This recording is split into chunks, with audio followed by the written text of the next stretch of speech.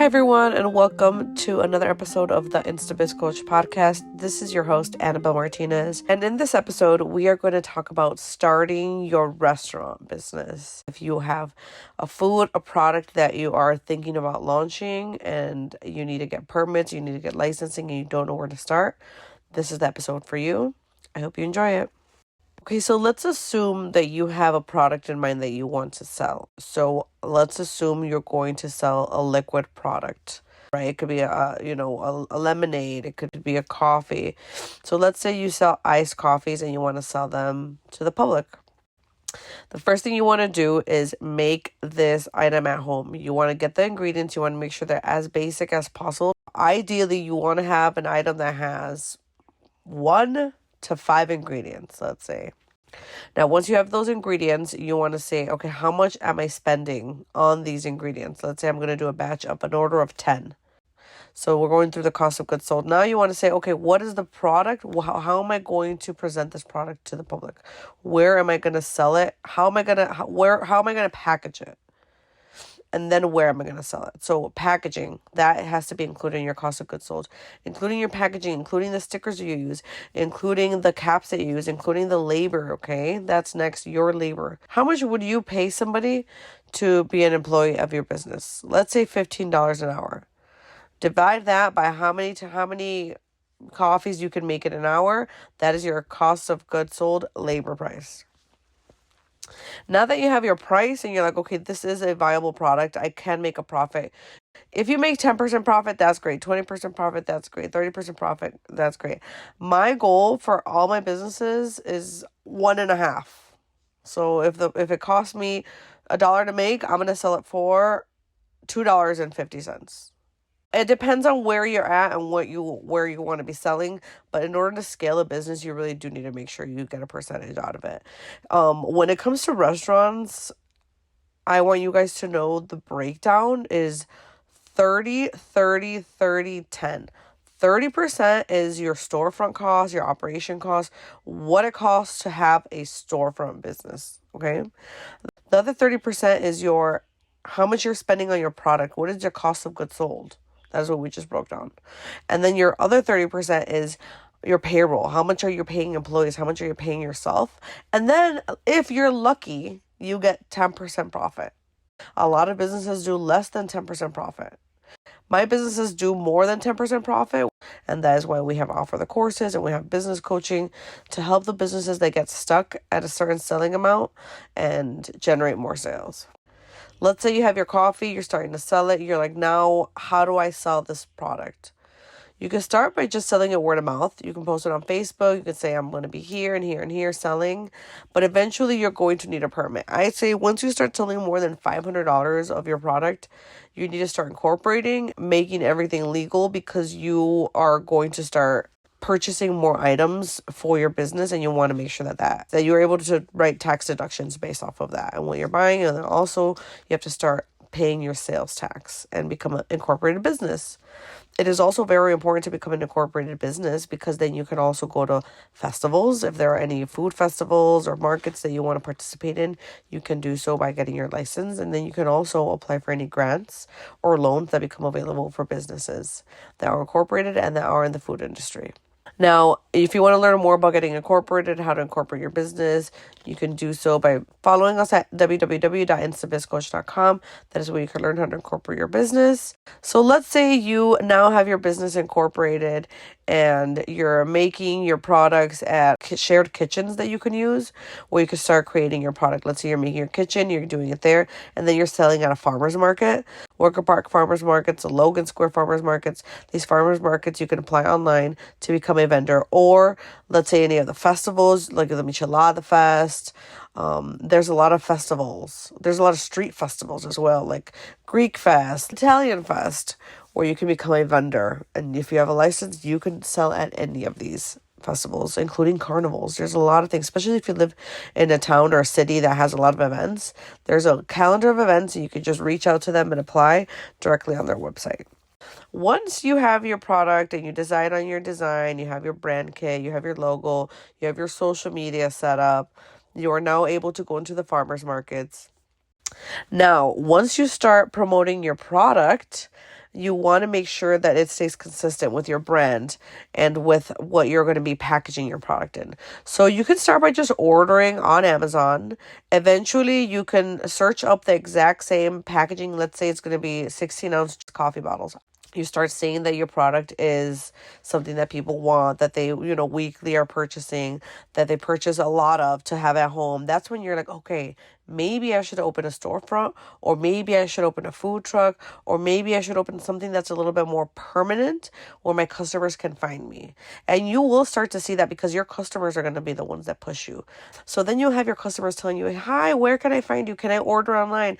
Do you have a website? And that is when you can start creating, okay, I can order, you can place your orders online. You can have your e-commerce store. You can start selling on Etsy, on TikTok Shop, Instagram, Facebook. All of these are platforms through e-commerce that you can now sell directly to your customer. Now, let's say you are ready to start a storefront and you're deciding on a place, right? You're looking for storefronts, you're deciding on a place, you're seeing where most of your customers are, where you live. Ideally, you don't want to be more than 5 miles from where you live, because then it's going to be a headache, because you're going to be always in the business or always at home. You want to be close by. Same for your customers. If your customers are not, they have to be less than 3 miles away from your business. If not, they're not going to drive that far for your business. So this is something to keep in mind when you're looking for a storefront. Now, especially for restaurants, there are a lot of restaurant storefronts that are turnkey, meaning they are ready. They have refrigerators, that have kitchens, that maybe a storefront owner before left it there or they no longer needed it. So if you can find something like that, would be great. I don't recommend working with a realtor when you're looking for a storefront. It's going to be more stressful. You're going to have to put a lot more money in. Ideally, open a business with less than $5,000. It's so easy to open a business with less than $5,000 if you do it the right way or if you follow my instructions. So let's say you're not working with a realtor. You can, of course, reach out to a realtor, tell them your budget. Ideally, I would say under $2,000 for a storefront in Chicago. That's Chicago. So if any other similar cities, I would say it's about the same, and this is 2024. Once you find a storefront and you're like, okay, I like the storefront, you want to make sure that before you sign a lease, you reach out to the city and you ask them about their zoning. You say, what is this zoning for this commercial building? Sometimes these commercial buildings were used for services before, like let's say a massage place or accounting office, where they didn't really need to be a licensed commercial space. It could have been, or like let's say a daycare. It could also be a commercial versus like rental, or where it's only people, residential and commercial. So if it's a residential building, sometimes they are passed under the rug and the zoning doesn't notice. But you want to make sure that it is a commercial building, because if it's not, you're not going to be able to get your license, especially for restaurants. For restaurants, you need to be a certain commercial zoning license in order to do that. And the building owner is going to tell you, of course, you could just change it to be a different zoning. It takes thousands of dollars to change the zoning. And it takes a long time. So if you want to get your business up and running in the next few months, I recommend you reach out and ask about the zoning and ask them about permits and see if everything will be okay to move forward within the next few months. And they will say yes, or they will say no, this is going to take a longer process and you need to find a different storefront. So let's say you found a perfect storefront, you have your commercial, it's a commercial zoning, you already asked the city, let's say it's in Chicago, the city, about licensing. When you reach out to tell them, hi, I want to get my business license, what do I need to do? They'll give you the application. You want to make sure you have your lease, you're going to have to get your business insurance. They're going to ask you for your personal information, your social security number. They're going to ask you for your business incorporation, your LLC, or if you're incorporated as a S Corp, C Corp, your tax ID number. They're also, if you're a restaurant or a store, they're going to ask you for your sales tax number. You want to make sure that you have that set up with your accountant. And that's pretty much all they're going to ask you. And then maybe if you're going to do any adjustments to the storefront.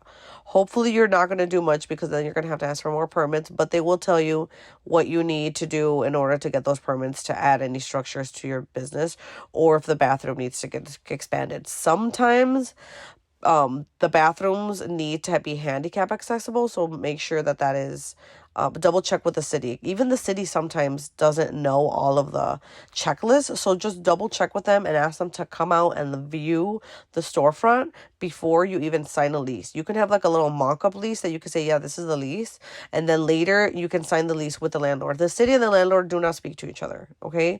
So you need to let the landlord know, hey, the city's going to come out and inspect, we're going to check everything, and then that is when the landlords are also going to be like, okay, I trust this person, I know they're doing things right, I will rather move forward with this person than with someone that doesn't know what they're doing and they're asking me all the questions. So these landlords, once you have that, then you can say, okay, you want to negotiate with the landlord. Let's say it's $1,500. They want first month security rent and last month security rent, because usually that's what it is. So it's 1,500 plus 1,500, that's 3,000 plus another 1,500, that's 4,500. So assume it's 5,000 just for the storefront. Okay, now let's negotiate. So I would say I need abatement. I'm opening the storefront. It's probably not going to be open for a few months. Hey, if you open sooner, great. I usually open within a month, but I say I need at least 2 months abatement. In the United States, they will do that. They'll say, okay, yes, especially if it's a storefront that has been sitting there for a long time, they will say, yes, I'll give you a month free. Abatement means they give you X amount of time to set up your business and get it up and running. All right, so this is usually my tactic, okay? This is what I say. It's 1,500. Okay, great. How about we do this? I need to get the business up and running, and then I need to figure out within the first 6 months if I want to sign a year or 5 years, or a year, 3 years, or 5 years, right? And then they'll be like, oh wow, she wants to sign more years. So this would be my ideal contract. I get 2 months abatement, so 2 months free rent, and then the first 6 months would be $1,000.